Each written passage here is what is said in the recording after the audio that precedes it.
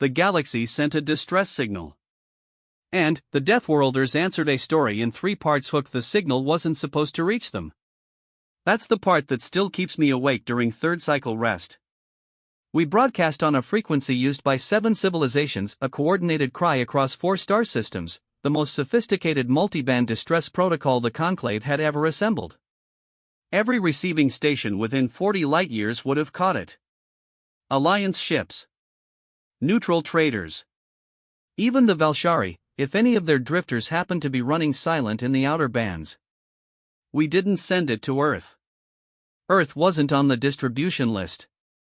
Earth had been assessed at Contact Risk Tier 4, a world with active atmospheric oxidization, seismic instability, an axial tilt that produced catastrophic seasonal weather cycles, and a dominant species that had, within living memory of our initial survey teams, divided itself into hundreds of competing political factions and, still somehow developed interstellar travel. Our Zen Relations department had a file on them 300 pages thick. The summary on the cover read, in the formal diplomatic shorthand of the Conclave, *unpredictable. Monitor. Do not engage without protocol review, *, the signal wasn't supposed to reach them. But, their relay infrastructure doesn't work the way ours does. Their networks bleed. They broadcast wide and, messy and, redundant, the way their cities look from orbit, sprawling without plan, occupying every available surface, generating light and, heat and, noise in quantities that confuse our sensor arrays. Their signal relay at the Kepler junction caught our distress broadcast on a bleed frequency, translated it automatically through their universal emergency protocols. Apparently they'd built those into every relay station, just in case, because of course they had, and rebroadcast it inward. To their fleet. To their standing fleet, which exists at a size and readiness posture that makes every other Conclave member uncomfortable to discuss. I know all of this because I was the signals officer on the Verith Ascending when it happened. I was also the one who had to explain to Fleet Admiral Sundai, in real time, why 6 human warships had just dropped out of transit fold directly into our combat zone without invitation, without authorization, and without apparent concern for either. And I remember what one of them said, over open channel, in that flat and slightly bored register their military personnel seemed to use for everything from ordering food to announcing an attack run. Conclave vessel, this is the UES Meridian. We got your signal. What do you need? What do we need? As if they'd pulled over on a road to help someone change a tire. As if the debris field we were sitting in, 3 Conclave destroyers reduced to cooling fragments, a 4th venting plasma from a breach that would reach critical in 40 minutes, and the Valshari dreadnought Eternal Patience bearing down on us with its forward batteries already charged, was merely an inconvenience they'd happened to notice. What do we need? I have filed 17 official reports about what happened in the next 6 hours. I have given testimony to 2 Conclave review boards and 1 independent xenobehavioral research committee. I have answered the same questions in different orders and different rooms, and I have tried, each time, to explain what I witnessed in language that the Conclave's formal record system can accommodate. I don't think I've succeeded yet. So let me try it differently. Let me tell you what I actually saw. The galaxy sent a distress signal. And the Deathworlders answered Part 1, the Meridian drops in. My name is Signals Officer Thren Vel, and I make poor decisions under pressure. I want to establish that early, before any of what follows sounds like heroism on my part, because none of it was. I was terrified. I was running on approximately 4 hours of sleep cycle and a stimulant compound our ship's physician had already told me twice to stop consuming because it was metabolizing wrong in my secondary liver. I had been awake since the first Valshari strike took out our communications relay 3 hours into what was supposed to be a routine patrol rotation, and, at the specific moment the human vessels dropped into real space, I was sitting on the floor behind my console with my left forelimb pressed over a coolant leak because the repair sealer was on the other side of the bridge and I hadn't been able to convince my legs to carry me there yet. The fold exit signature registered on my secondary board first. Not the tactical array that was running on backup power, its resolution reduced to something barely adequate for identifying large objects at close range. My secondary board, the one I used for monitoring deep band frequencies and cross-checking signal authenticity, which still had power because I had personally rerouted 3 non-essential systems to keep it running. Because I am, professionally speaking, very good at one thing, and I was not going to lose that one thing on top of everything else. 6 signatures. Appearing simultaneously, in a formation pattern I didn't recognize, about 40,000 lengths off our port beam.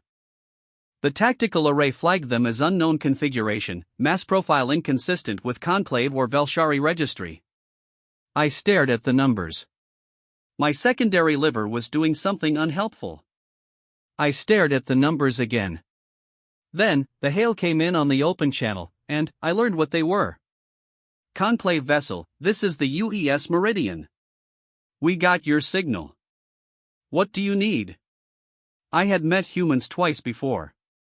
Once at a Conclave trade summit where the human delegation had caused a minor incident by bringing fermented grain beverages as diplomatic gifts and, then, consuming most of them before the summit began, and, once during a cultural exchange rotation where I had spent 6 days on a human station and come away with a persistent confusion about their architecture and a souvenir ceramic container that a human had told me was decorative but, which I had later discovered was actually used for drinking the aforementioned fermented grain beverages. So I had a context for humans. I had a file. I had the official Conclave assessment and 17 subcategories of behavioral notation. None of it had prepared me for this.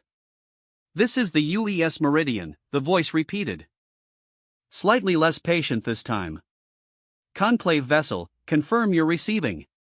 We are receiving, I said, because no one else on the bridge was talking and I was the signals officer and it was technically my job. This is the Verith Ascending, Conclave Survey and Patrol Vessel. We are. I looked at the tactical board. The Velshari Dreadnought was still coming. 412,000 lengths. Closing at combat approach speed. We are experiencing a significant tactical emergency. There was a pause of approximately 2 seconds. Yeah, the voice said. We can see that. 6 of your ships are in pieces. Is your captain available? Our captain is in medical. Our first officer is. I stopped. Our first officer is managing the hull breach on deck 3. Okay. Who's senior on deck right now? I looked around the bridge. Navigation Officer Sareth was running manual calculations on a pad, her sensory tendrils pulled tight against her skull in the posture my species uses when we are trying not to acknowledge that we might be about to die. The Tactical Officer's station was empty. Tactical Officer Vaughn had gone to assist with the hull breach 20 minutes ago and had not come back, which probably meant the breach was worse than reported. The 2 junior crew near the forward array were both too young to be here and, both very carefully not looking at the Velshari approach vectors on their screens. I am, I said. Signals Officer Thren Vel, currently the. I checked my rank insignia out of habit. Still there. The senior officer on the bridge. Another pause. Longer this time. Copy that, Signals Officer Vel. This is Commander Adeyemi, UES Meridian. We are in your sector and we are ready to assist. Can you give us a threat summary? I gave her a threat summary.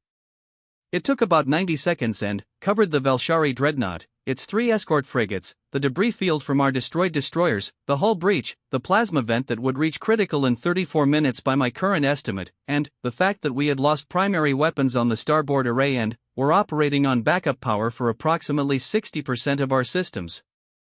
When I finished, there was a silence that lasted long enough that I began to wonder if the channel had dropped. Right, Commander Adeyemi said. Okay. Stand by. I stood by. I pressed my forelimb harder against the coolant leak. I watched the Velshari Dreadnought close range on the tactical board. I did not, for some reason I cannot fully account for, feel more afraid than I already did. Which was strange, because by any rational assessment of the situation, the arrival of 6 ships whose behavioral profile was officially classified as unpredictable should not have been a source of comfort. Then, the Meridian S formation moved, and I stopped thinking about comfort. I had watched Conclave naval maneuvers during my training rotations. I understood fleet tactics at the theoretical level required for my position. What the human ships did in the next 4 minutes was not any fleet tactic I had studied. The 6 vessels split into 2 groups of 3 without any communication I could intercept. They were on a frequency I couldn't reach with my damaged array, using a compression protocol I didn't recognize. One group went low relative to the ecliptic. One went high. They moved at an acceleration rate that my secondary board kept flagging as an error because it was outside the parameters I had set for what ships could reasonably do. The Velshari dreadnought noticed them. It adjusted its approach vector. It was a large ship. The Eternal Patience class was designed for sustained engagement, heavily armored, with forward batteries that could reduce a conclave destroyer to component atoms in approximately 2.4 seconds, a figure I knew because I had seen it happen 3 hours ago. It should not have been worried about 6 smaller vessels. It changed heading anyway. Velshari vessel, Commander Adeyemi said on open channel, in the same tone she had used to ask me what I needed. Conversational. Unhurried. Like someone reminding a colleague about a scheduling conflict. You are operating in a sector currently under conclave jurisdiction and have engaged conclave vessels without declaration of hostilities per the Compact of Runveth. We are formally notifying you that continued advance will be considered an act of aggression against the United Earth Systems, which is a conclave partner state, and will be responded to accordingly. The Velshari did not respond. They rarely do, in my experience. They consider verbal communication during combat to be a form of weakness. Okay, Adeyemi said, to no one in particular. Then, on a channel that I could now partially decrypt because her communications officer had apparently decided I was worth talking to, Kowalski. You good? A different voice. Male, by human vocal register. Slightly out of breath. Meridian *, this is Breakwater, we are good. Kerensky has the targeting solution. On your mark. Hold. Ihejurika, status? A third voice. Female. Crisp. Crestfall * is in position. We're looking at some ECM activity from the dreadnought, might get messy. When doesn't it?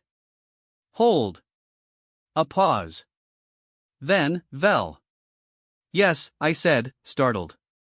In about 40 seconds we are going to make a lot of noise. Your plasma breach, do you have anyone working it? Our first officer and 2 engineers are, get them inside and seal the section. Now. Tell them not to seal it until I say. Another pause. I could hear, faintly, the sound of something. I would later identify it as a human eating something, chewing, the mundane crunch of it utterly out of place against everything else happening. Can you do that? Yes. Why? Because I'm going to use that plasma vent as a ranging marker and I don't want to accidentally cook your people. It's a timing thing. I stared at my board. The Velshari dreadnought was now at 206,000 lengths. Its forward batteries were showing power buildup on the emission readings. They were preparing to fire. I cummed the first officer. She was not pleased. She also trusted me, which is one of the things that has always worried me about her judgment, and she pulled her team back and told me the section was clear. I reported this to Commander Adeyemi. Good, Adeyemi said. 30 seconds. Vel, when I say seal, you seal. Understood. How are you doing over there? I looked at the coolant still leaking under my forelimb. I looked at the tactical board. I looked at Navigation Officer Sereth, who had stopped pretending to run calculations and was watching me with an expression that was mostly professional and only a little bit terrified. We are managing, I said. Great. That's the correct answer. The crunching sound again. Brief. Okay, here we go. What followed is difficult to reconstruct in sequence because several things happened at once and my board was only showing me part of it. The 2 groups of 3 human ships each released what I later learned were called tactical decoys, unpowered objects about the size of a shuttle, releasing a thermal and electromagnetic signature designed to mimic a warship running at combat power. They deployed 12 of them in the space of about 8 seconds, placed with a precision that suggested either exceptional coordination or a level of pre-planning that implied they had rehearsed this type of scenario before. The Velshari ECM systems lit up trying to sort real ships from false ones. In the confusion, the three ships on the high approach vector fired on the dreadnought's propulsion section. Not the weapons. Not the shield emitters.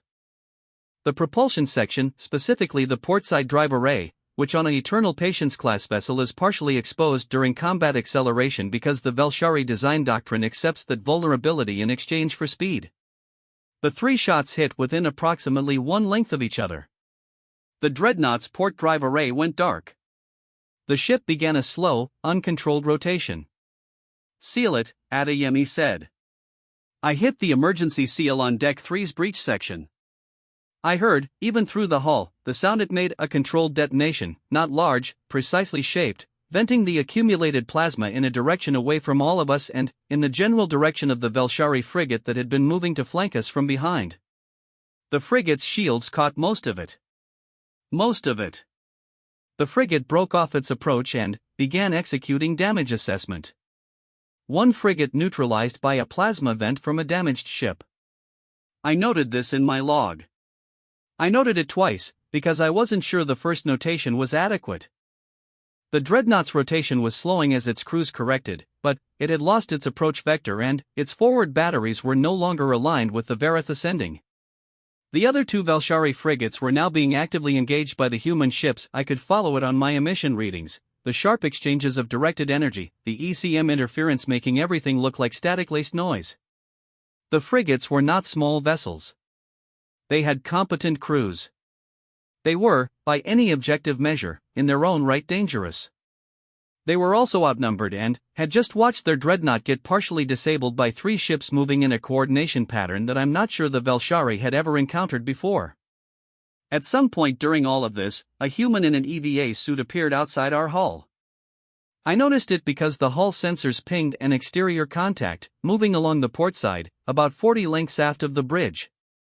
I nearly sounded a border alert before the contact signal signature resolved on my board and I saw the IFF marker, UES designation, crew transponder, single individual. Someone from one of the human ships had launched themselves across open space in a suit and landed on our hull.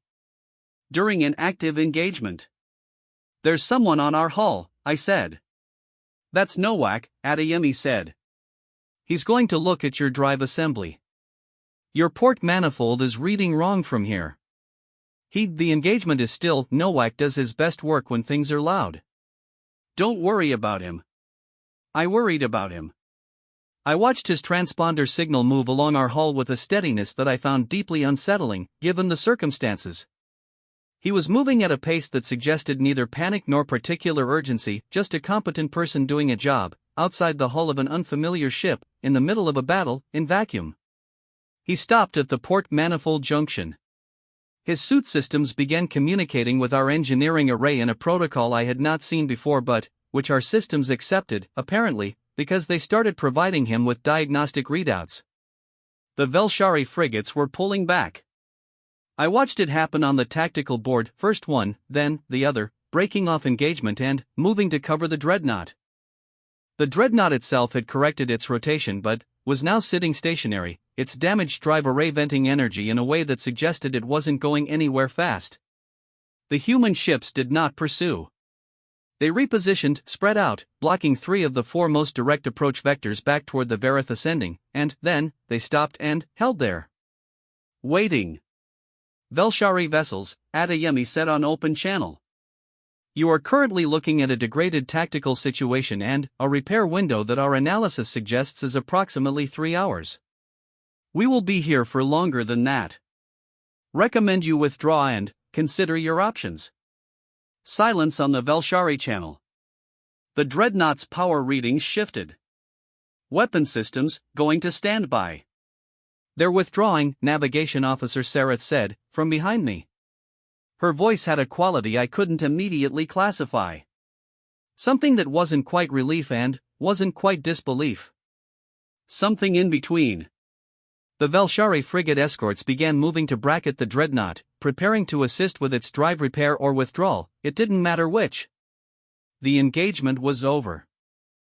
37 minutes after 6 human ships had appeared without warning in a combat zone where they had no formal authorization to be, the threat that had destroyed 3 Conclave destroyers and nearly killed everyone aboard the Vareth ascending was in the process of leaving. I sat on the floor behind my console with my forelimbs still on the coolant leak and I processed this. After a moment, I picked up the open channel. "Commander Adeyemi," I said. "The Velshari appear to be withdrawing." "Yeah, we see that." "Thank you." There was a brief pause. "You're welcome." Another pause. "How's your plasma breach looking?" I checked the board. The emergency seal had held. The pressure readings in the adjacent section were stable. The Deck 3 hull integrity was, against all reasonable expectation, intact. "Stable," I said. The seal held. "Good. Nowak says your drive manifold has a stress fracture in the secondary coupling. He can do a field repair, but he'll need access to your engineering bay." "Is that going to be a problem?" I thought about the official conclave protocols for allowing unauthorized personnel access to a military vessel's engineering systems. I thought about the contact risk Tier 4 classification. I thought about the 3 destroyed destroyers and the 34 minutes of plasma vent threat and the Velshari batteries that had been charged and aimed and almost fired. "No," I said. "That is not going to be a problem." I heard something that might have been a quiet laugh. "Hard to tell over the channel compression." "Great. He'll come around to the maintenance airlock. Just don't let your crew shoot at him. He's hard to replace." Nowak came to the maintenance airlock. He was a large man, not large by any dramatic measure, just the compact, unhurried largeness of someone who has done physical work long enough that it's reshaped them, and he arrived carrying a bag of tools and a sealed container of something that smelled, when he removed his helmet in our airlock, like something I later identified as coffee. He looked at my engineering officer with the cheerful directness that I had come to associate with humans who are perfectly comfortable in spaces where they are not expected to be. "Hey," he said. "Drive manifold? This way?" My engineering officer, Cadet Ceres, 19 cycles old, on her first patrol rotation, looked at him for approximately 2 full seconds and then said, "Yes. Follow me." She showed him to the engineering bay. He fixed our drive manifold in 40 minutes, which was about half the time our own engineering team had estimated it would take even with full parts. He did it while talking, occasionally, about nothing in particular, a calibration quirk he'd found on our secondary coupling that he said reminded him of something on a ship he'd served on before, the quality of the tools he'd brought versus the ones he preferred, a structural choice in our manifold housing that he thought was clever. He didn't ask questions about our systems that he shouldn't ask. He didn't touch anything he hadn't been directed to.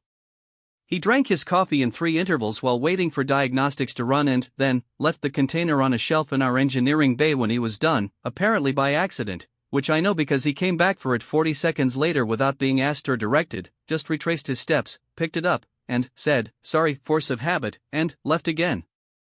I have the manifold repair in my report. I filed it correctly, with all required technical notations. I did not file a report on the coffee container. I don't know why. It seemed like the kind of detail that would fall out of the formal record and be lost, and something about that bothered me. Something that I still can't quite fit into the appropriate documentation category. By the time the Verith Ascending S drive was back online, our captain had emerged from medical. She was not in good condition. The strike that had taken out our communications relay had also taken out part of the corridor she'd been walking through, and she'd been thrown against a bulkhead hard enough to fracture 2 structural plates in her torso, but she was upright and she was informed, and she stood in the airlock and watched the human ships holding their positions around us with an expression I had never seen on her face before. "They responded to the distress signal," she said. "Yes, Captain. We did not send it to them." "No, Captain. Their relay station caught it on a bleed frequency." A long pause. The Meridian sat in the middle distance, its hull marked with notations I couldn't fully read from this range, its orientation angled slightly toward the retreating Velshari vessels in a posture that anyone paying attention would recognize as watchful. "As ready." "The signal wasn't sent to them," my captain said again. Not a question this time. "No. They came anyway." I thought about what to say to that. I thought about the conclave assessment. Unpredictable. Monitor. Do not engage without protocol review. I thought about Commander Adeyemi's voice on the open channel, the same tone for everything, the crunching sound of something being eaten in the middle of a combat engagement, the quiet certainty in what do you need. I thought about Nowak on our hull in a vacuum while the guns were still firing. Yes, I said. They came anyway. My captain looked at the meridian for a long moment. Then, she turned to me. Send a formal acknowledgement. Appropriate honors. And, she stopped. Something moved across her face that I didn't have a classification for yet. Tell them they are welcome to stay in our sector until we are able to get underway under our own power. If they're willing. I sent the message. The response came back in 40 seconds. Happy to. We brought food if anyone's hungry. Fair warning, it's Kowalski's rotation to cook, so manage your expectations. Asterisk, I did not know what to make of that. I filed it in the log under miscellaneous communications and told my captain, and she looked at me for a moment and then said, in the tone of someone making a professional decision, tell them thank you and that we will keep that in mind. I did.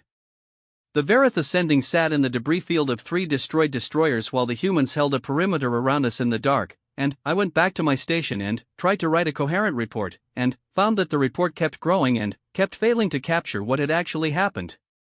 I would write a sentence and then delete it. I would write a technical notation and find it accurate and empty. I kept coming back to the same thing, the same moment, the one I couldn't fit into any form I had. Nowak's coffee container on the shelf in our engineering bay. He hadn't left it there intentionally. He'd come back for it. That part wasn't the thing. The thing was that in the interval between leaving it and coming back for it, 40 seconds, during which he had more important things to manage and was in an unfamiliar ship and had no obligation to care about a personal item, he had remembered it. In the middle of everything else.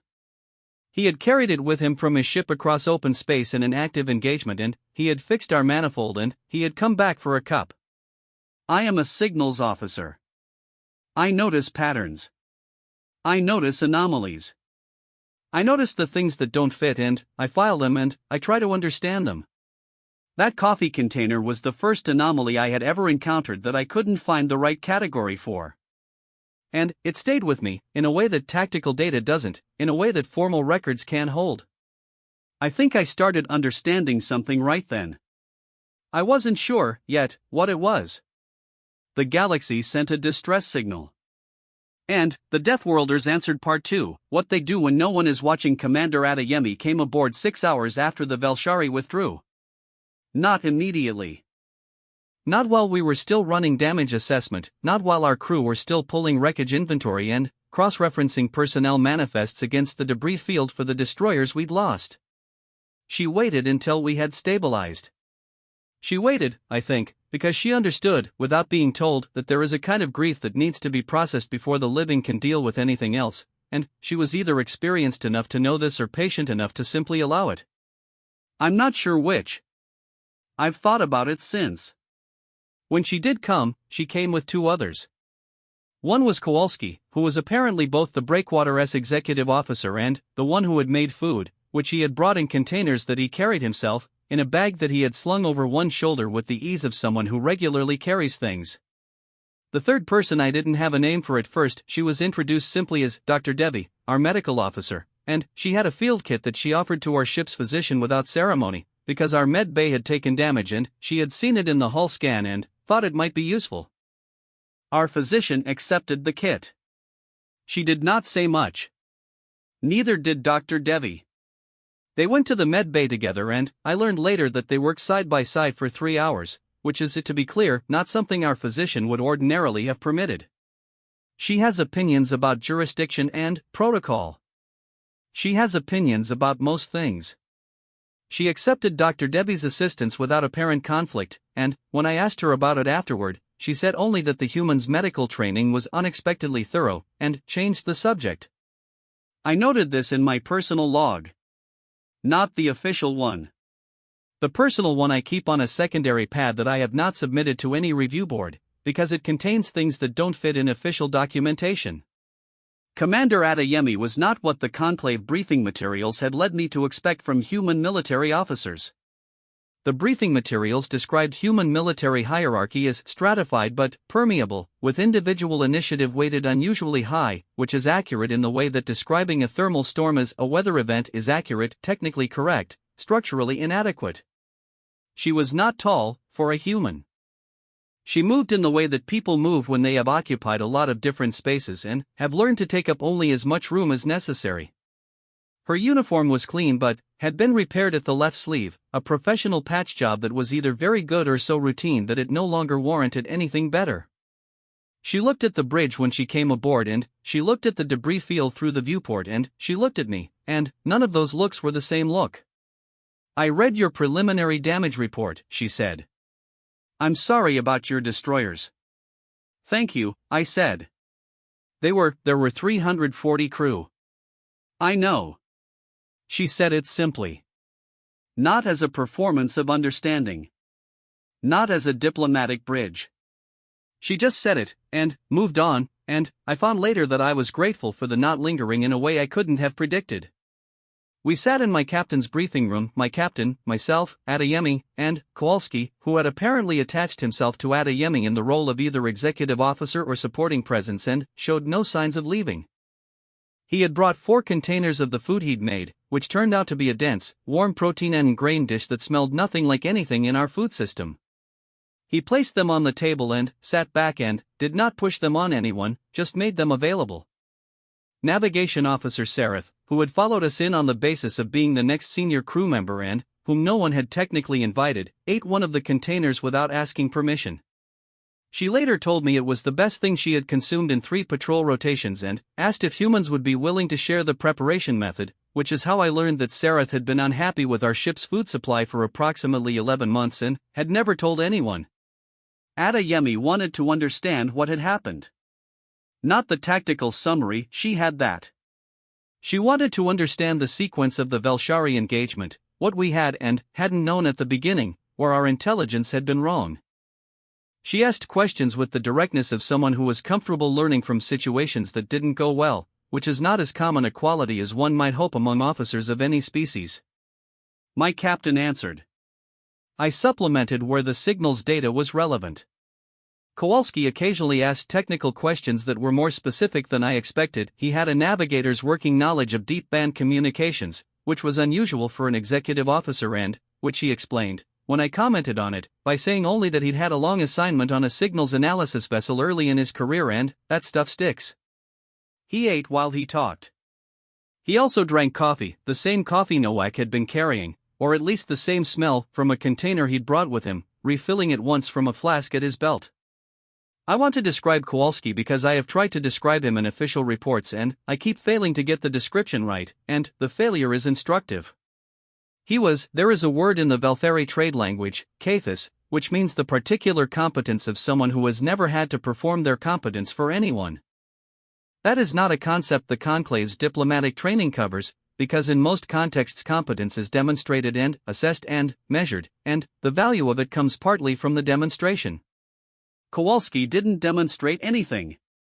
He just knew things and said them and ate his food, and the knowing was so settled in him that pointing it out would have seemed like pointing out that gravity was working correctly. Can I ask you something? He said, at some point in the middle of this, looking at me. Yes, I said. Your distress signal. It was sent on the Conclave multiband, right?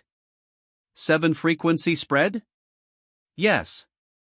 You know we caught it on a bleed from your relay infrastructure. Yes. We've since been informed of that. He nodded.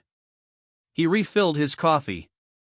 We've been cataloging bleed frequencies from every relay junction in this sector for about 2 years. Standard monitoring, nothing aggressive. Wanted to know what frequencies to watch in case something went wrong out here. He looked at the container in his hands. I built that catalog. I looked at him. Took about 8 months, he said. It's not interesting work. Lot of passive listening, pattern mapping. But, you know. If someone sends a signal on a frequency you're not officially supposed to catch, and you know about the bleed, and you happen to be in range. He shrugged. It was a very small shrug. You hear it. My captain was very still in her seat in the way that my species is still when we are thinking at full capacity and directing all available attention to a single point. You were monitoring our relay infrastructure, she said. Passively. For general sector awareness. He met her eyes without any sign of discomfort. It's not classified. It's just thorough. Thorough. 8 months of passive frequency mapping, cataloged and cross-referenced, so that if someone in this sector sent a distress signal on a bleed frequency in a crisis situation, someone would hear it. Not because anyone had asked him to. Not because it was in a formal operations order. Because it was the kind of thing that might matter someday. Adeyemi was watching me watch Kowalski with an expression that was carefully neutral. She knew what I was seeing. She had, I think, seen it herself, once, in the same way, from outside, looking at someone on her crew and catching for the first time the shape of something she didn't quite have a category for. 8 months, I said. Give or take. He finished his coffee. Quiet assignment. There is a concept in the Conclave's xenology framework, preparatory altruism, it's called, which describes behavior aimed at benefiting others at a cost to the self when there is no clear individual gain. The Conclave's models treat it as rare, context-dependent, present in about 30% of known species at statistically low frequencies. Something that happens but doesn't define.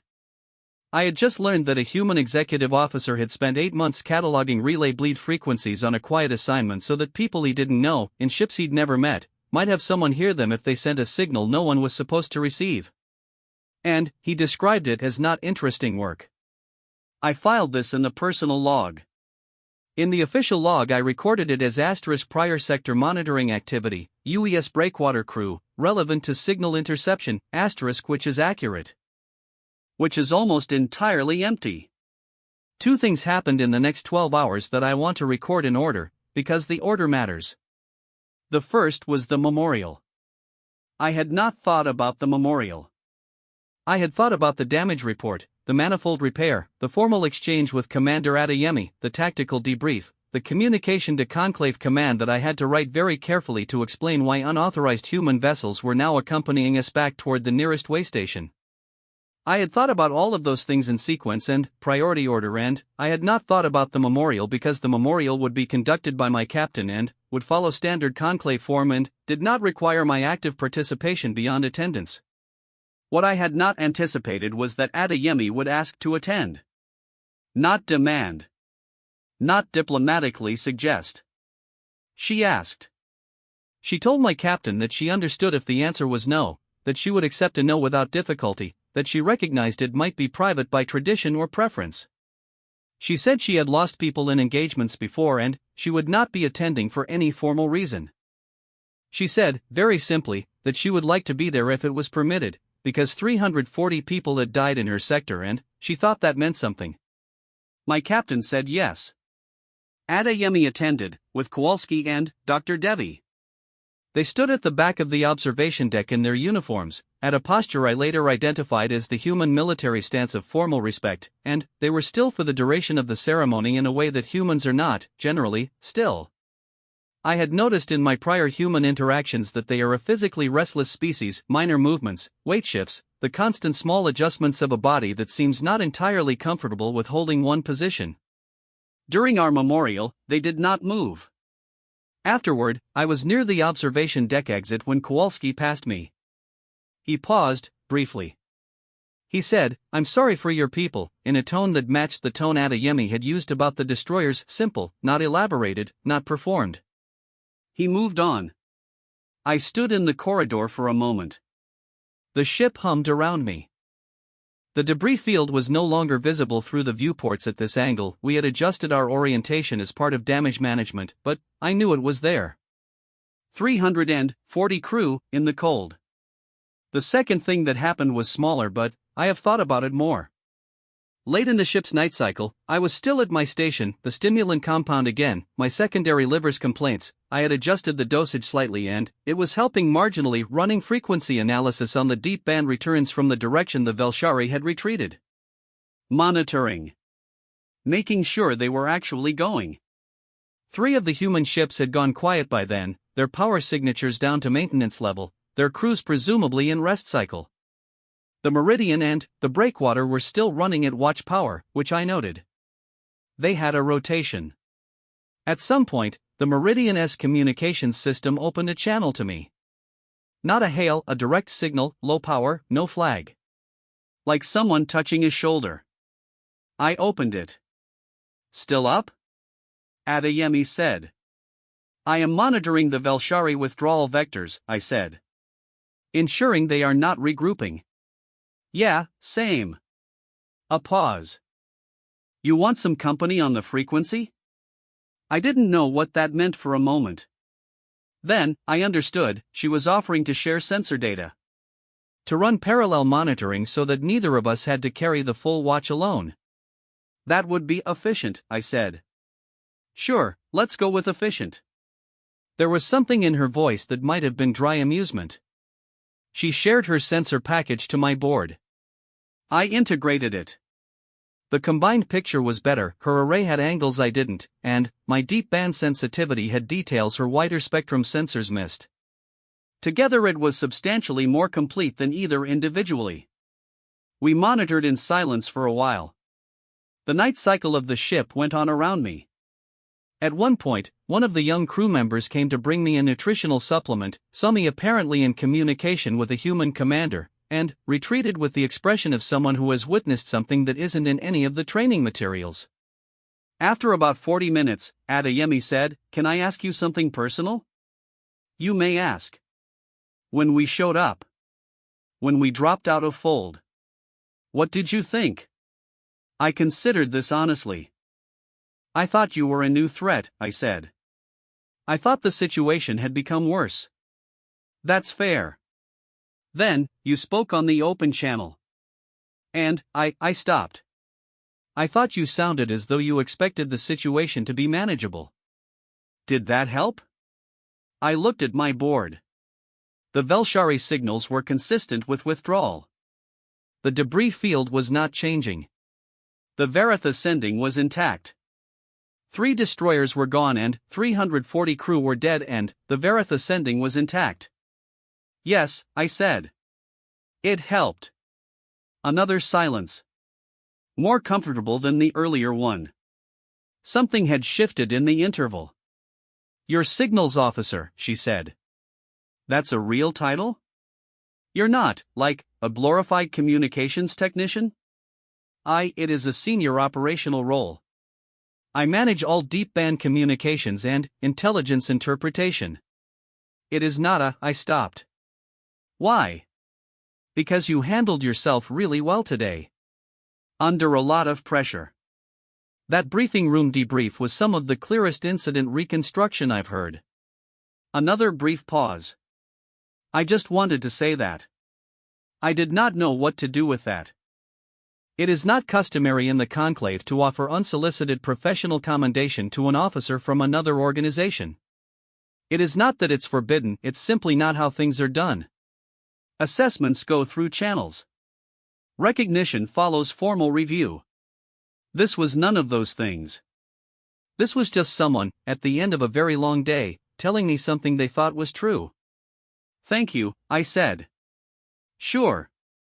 A pause. "You doing okay with all of it?" "Just generally." I opened my mouth to say yes, I am managing, which is what I have said every time anyone has asked me that question in my career, because I am professional and signals officers do not have operational mental states, we have performance statuses, and my performance status was currently adequate. What I actually said was, I am not certain. I have no explanation for that. It was not a calculated response. It appeared to have emerged from some non-analytical part of my cognition and surprised me as much as it presumably surprised her. There was a pause on her end. "Yeah," she said. "That's honest. I respect that." Another pause. "The first time I lost ships on my watch, I wasn't okay for a while. I thought I should tell you that, in case it's useful." "Were you responsible for the loss?" "No. Doesn't matter." She said it without emphasis. as a plain fact. It still doesn't go the way you want it to. The math doesn't help. I had not cried since early adolescence. My species does not cease to have the biological capacity for it, we simply find that the neural pathway becomes less used, over time, as professional context suppresses the response. I noted a very faint pressure behind my orbital sensory cluster that was likely nothing at all. A pressure response to the stimulant compound interacting with fatigue. The math does not help, I confirmed. No. A moment. You want to know something weird? The thing that actually helped me, the first time, was that someone on my crew started cooking. We were still in the sector. There was still work to do. And this one engineer, who I've never seen express emotion about anything, just started cooking, in the galley, enough food for everyone. Didn't say anything. Just cooked. She paused. Kowalski, actually. It's kind of his thing. I thought about Kowalski's food containers on the briefing room table. About Navigation Officer Sarah feeding without asking permission. About the way that the briefing room had been, during that debrief, incrementally less cold than it should have been. That was not an accident, I said. No, Adeyemi said. It was not. The frequency was quiet for a moment. Outside, the stars were very still. The Velshari withdrawal signatures were steady and receding.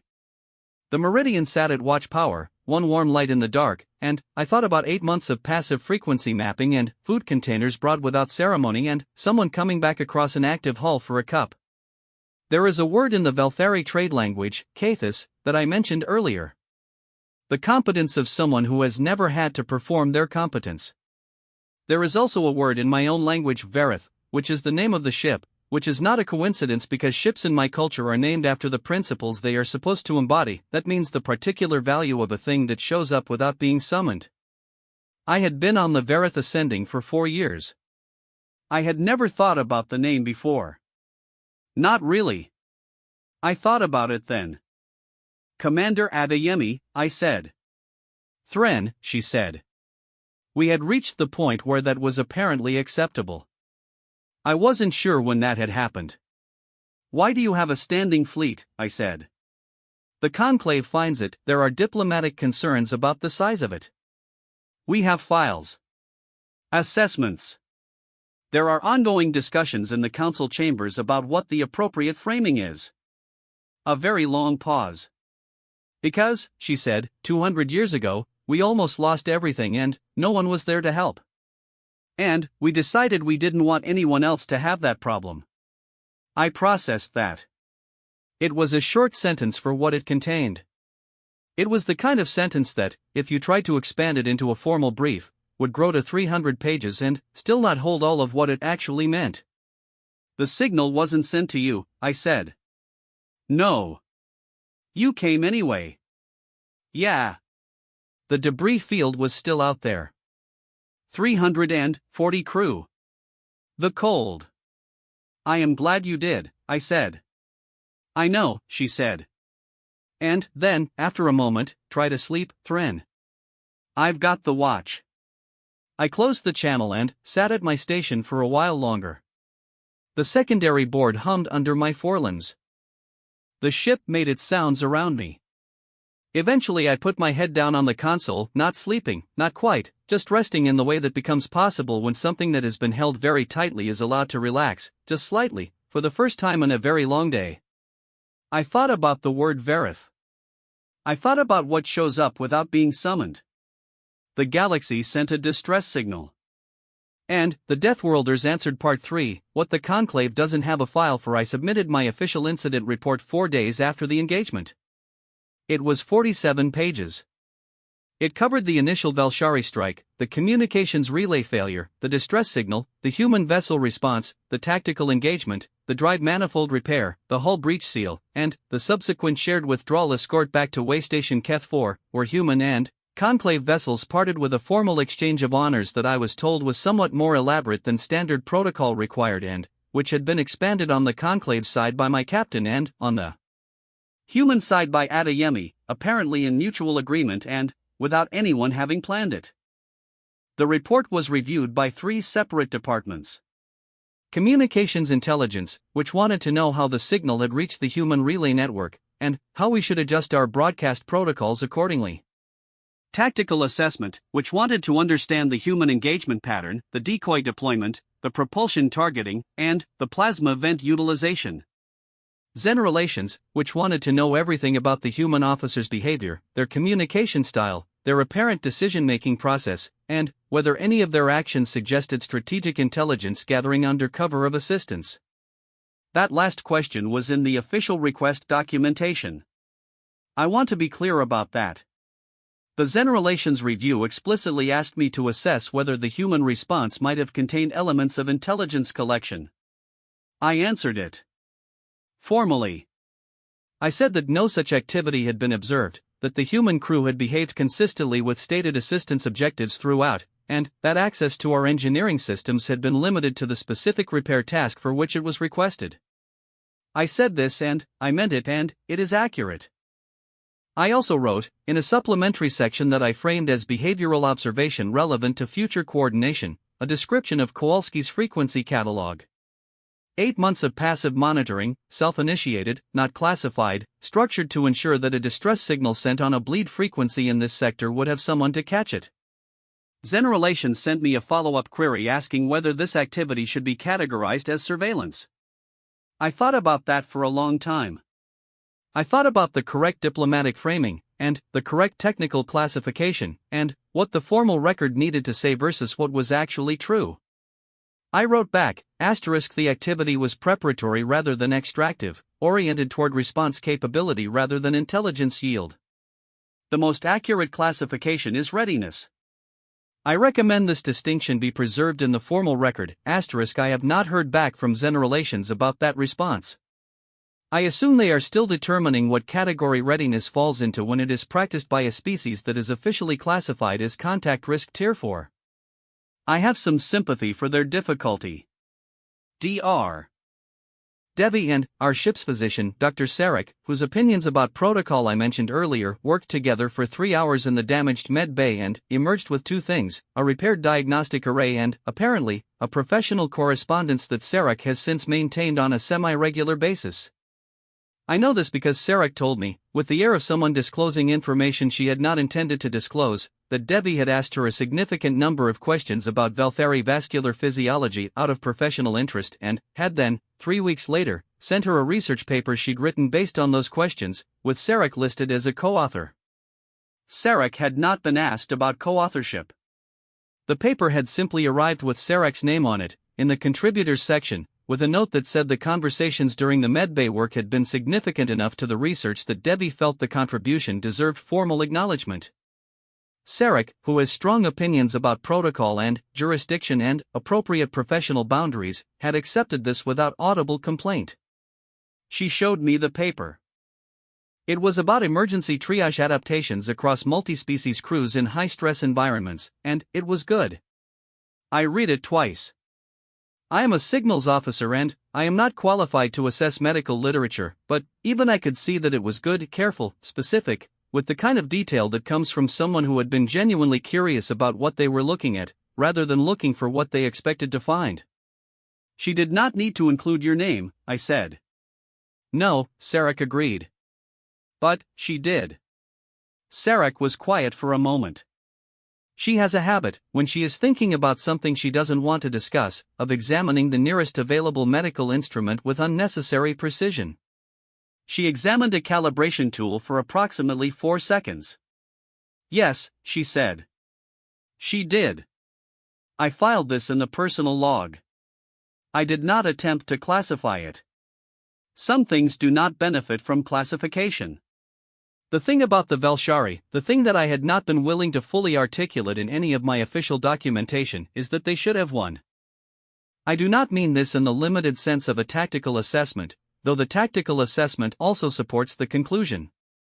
I mean it in the larger sense, by every framework the Conclave uses to evaluate military encounters, by every protocol our fleet doctrines have developed over 3,000 cycles of documented interstellar engagement, the Varith ascending and the remaining functional vessels in our formation should not have survived the eternal patience approach.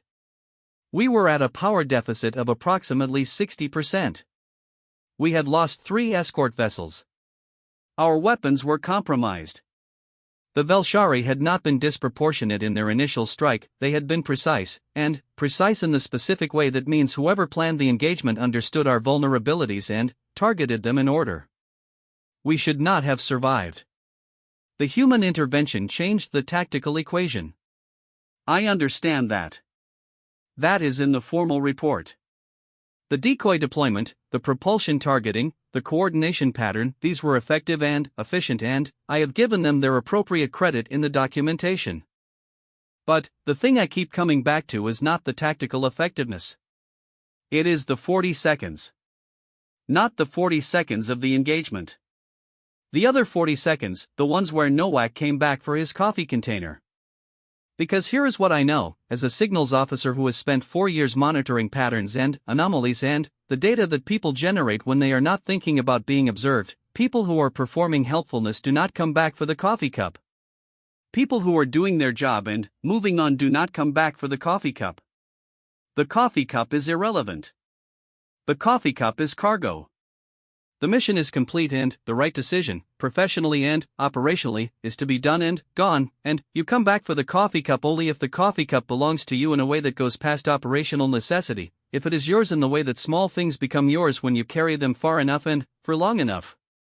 He came back for it because it was his. Not because it served any purpose. Not because anyone was watching. I know what a performance of assistance looks like. I know what the shape is of help that is calibrated for observation, for the record, for what will be reported and reviewed. I have seen it. I have done it myself, if I'm being honest. The conclave has a lot of protocols for the performance of assistance. None of them produce a person who comes back for the coffee cup. 14 days after the engagement, I received a communication from Conclave Command. I had been expecting it. The delay was unusual. Standard post-incident review communications arrive within 7 days, and the delay itself told me something about what the communication would contain, because delays in the conclave administrative system correlate with cases that the relevant departments have spent longer than usual deciding how to categorize. The communication contained 3 things.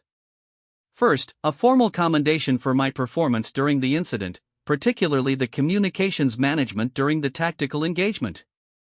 This was transmitted through the appropriate channels and copied to my personnel file. It was worded correctly. Second, a request for a supplementary briefing, in person, with members of the Zen Relations and Military Assessment Committees at Conclave headquarters. On the human vessels. On the human crews. On what I had observed that could not be adequately conveyed in written documentation. Third, a note, appended to the request, which was informal enough that it had clearly been added after the formal text was drafted and, which said, in language that was trying to be casual and not entirely succeeding, in particular, the committee is interested in the pattern of behavior you describe, the advance preparation, the assistance under non-obligated conditions, the question of what motivates this, and whether it is representative or exceptional, whether it is representative or exceptional. I sat with that question for a long time. I thought about Adeyemi's answer when I'd asked about the standing fleet, because 200 years ago, we almost lost everything and no one was there to help. And we decided we didn't want anyone else to have that problem, I thought about Kowalski's 8 months. I thought about Nowak on our hull in a vacuum. I thought about Devi's research paper, with Sarek's name on it. I thought about the open channel in the middle of the night, and the combined sensor picture, and try to sleep, Thren, I've got the watcher representative or exceptional. I wrote back to the committee. I said, I will attend the briefing. I will bring all documentation. I have one preliminary observation, which I submit for consideration before the meeting. The question of whether this behavior is representative or exceptional may not be the right question. I believe the more productive question is whether the behavior is systematic, whether it is the product of a culture that has organized itself around the idea that capability creates obligation. If the answer to that question is yes, the implications for our existing assessment framework are substantial. I look forward to discussing this in person. I sent it before I could second guess the phrasing. Then, I sat at my station and thought about the Conclave's file on humanity. 300 pages. Contact risk tier 4. Asterisk unpredictable. Monitor. Do not engage without protocol review. Asterisk the file was not wrong, technically. Humans are unpredictable, by Conclave standards. They are difficult to model. They do things that have no clear self-interested logic, no obvious optimization target, no formal protocol basis. They show up to situations they were not invited to. They prepare for emergencies that have not been declared. They come back for the coffee cup.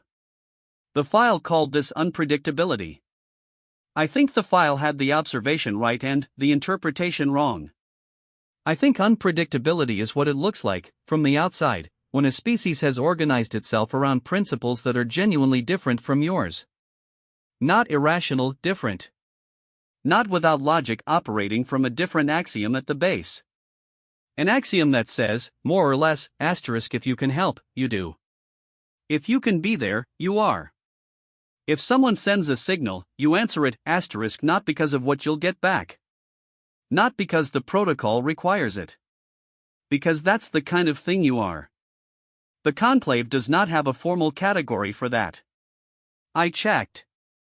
I looked through the entire Xenobehavioral Classification taxonomy, which is quite long and covers a substantial range of documented interstellar species behavioral profiles, and the closest thing I found was altruistic predisposition, generalized, which is classified as a minor secondary trait, found in approximately 12% of assessed species, typically expressed in immediate kin group or alliance group contexts. Not generalized. Not extended to strangers 3 systems away who sent a distress signal on a bleed frequency that nobody was supposed to catch. Not extended to memorial attendance for 340 crew from a species you'd met, formally, twice. Not expressed as 8 months of quiet preparatory work on a frequency catalog that nobody asked for, so that the next time someone sends a signal into the dark, someone will hear it. I think the taxonomy is wrong. I think we have been measuring the wrong variable. I have one more thing to tell before I close this account. On the last day before the human ships departed for their own way station, I went to find Adeyemi. Not for anything official. I had finished the report. The debrief protocols were complete. Our ships were both capable of independent operation and there was no professional reason for me to seek her out. I found her on an observation deck, not ours, but the one the breakwater had, which I had been given access to in the general offer of freedom of movement that had somehow become the operating norm between our ships over the past 2 weeks. She was standing at the viewport, looking out at the stars. Not the debris field, we had moved well past that by then. Just the stars. She heard me come in and turned around, and I noticed that she was holding something small in her hand. A patch of some kind. Cloth, worn at the edges, with a design on it that I couldn't read at the angle I was approaching from. "Hey," she said. "What's up?" "I wanted to speak with you before you departed," I said. "I'm being called to Conclave headquarters. To brief the assessment committees." She nodded. "About us. About the engagement. About the response. About," I stopped. "About what I observed. What are you going to tell them?" I thought about this. I had the report. I had the supplementary letter. I had the careful professional language and the appropriate frames of reference. "The truth," I said. "The parts one can find language for." She looked at me for a moment and then she looked back out at the stars. She was quiet for a while. The breakwater hummed around us, a different frequency from the Varith ascending, deeper and slightly arrhythmic in the way that ships get when their drive systems are old enough to have developed their own character. "What are they going to do with what you tell them?" she said. "I don't know," I said honestly. "They will have opinions. There are factions in the committee who are concerned by the standing fleet. Who believe the appropriate policy position is greater formalization of contact protocols. Who would prefer," I paused. "More predictability." She made a sound that was not quite a laugh. "Yeah. I want you to know that my report will not support that position," I said. She looked at me. I intend to argue, I said, that the existing assessment framework misclassifies the behavior we observed as unpredictability, when the correct classification is I am still working on the language. But, something in the range of principled consistency, operating from a non-standard axiom set, I paused. I am not certain the committee will receive this argument well. Will that cause problems for you? I thought about my career. I thought about the formally appropriate answer, which was that I would proceed according to the evidence regardless of professional consequences, and the honest answer, which was that I had thought about this quite a bit in the past 14 days and had arrived at a position that I found slightly surprising. It might, I said. I've decided to make it anyway. Adeyemi was quiet for a moment. Then, she held out her hand, in the human gesture of formal farewell, which I had been briefed on and had not expected her to use in this informal context. I took her hand. The grip was brief and firm, and she looked at me directly the whole time, which I had learned is the human signal for this is real and I mean it. Good luck, she said. Thank you. I looked at the patch in her other hand. What is that? She glanced down at it. Ship's patch from my first posting. UES Hearthlight. She looked at it for a moment. We lost her about 6 years ago. Bad engagement in the outer belt. I was on a different ship by then, but she turned it over in her hand. I carry it. I looked at the patch. It was worn and the design at the center was hard to make out, but I could see it was a ship's crest of some kind, circular, with text around the border in the human script I was still learning to read. You carry it to remember, I said. Yeah. She tucked it back into her pocket. You'd think it would get lighter, over time. It doesn't. She said it without bitterness, without performance. Just as a true thing about how the world works. I stood in the observation deck of a human ship, looking out at the stars, and I thought about what she had just said. About 340 crew in the cold. About the weight of true things. There is a word in the Veltheri trade language, kathis, that I have already mentioned, the competence of someone who has never had to perform it. There is the word in my own language, verith, the value of a thing that shows up without being summoned. I do not have a word for what Adeyemi showed me then. I have looked. I have gone through every trade language in the Conclave's diplomatic library, every xenolinguistic index, every emotional concept taxonomy we have built in 3,000 cycles of meeting other civilizations.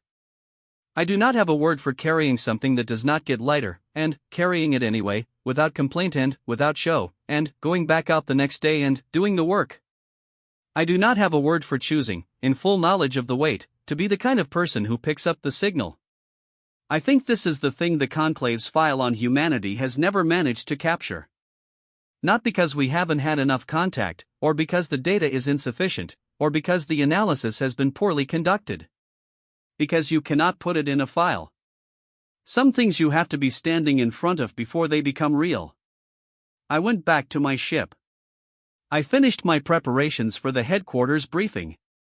I said goodbye to the human crew of the Breakwater and the Meridian and the other 4 vessels, through appropriate formal channels and, also, in 2 cases, informally, in the way that had apparently become normal. As the ships separated, Adeyemi sent one final message. Low power. No flag. The same touch on the shoulder as the night channel had been. It said, *safe travels, Thren. If you need us, send a signal. We'll catch it, I saved it. Not in the official communications archive. In the personal log, with the note about the coffee container and the frequency catalog and Sarek's co-authored paper and everything else I have been trying to figure out how to classify. I am still trying to figure out how to classify it. I think, maybe, that is the point. Some things are not meant for filing. They are meant for carrying.